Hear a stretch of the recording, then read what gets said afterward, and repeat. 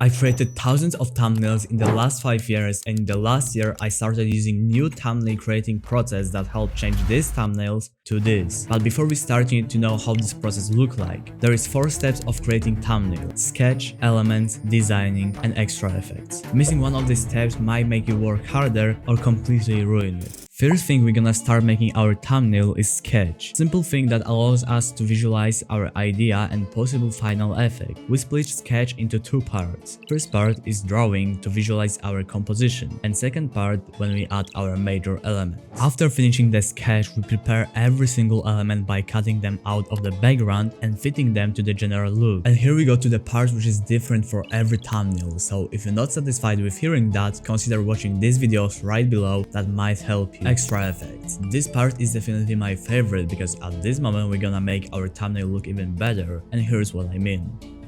I think that you'll definitely gonna like my content, so keep watching. Oh, and you can like and subscribe because I do everything alone and it takes some time.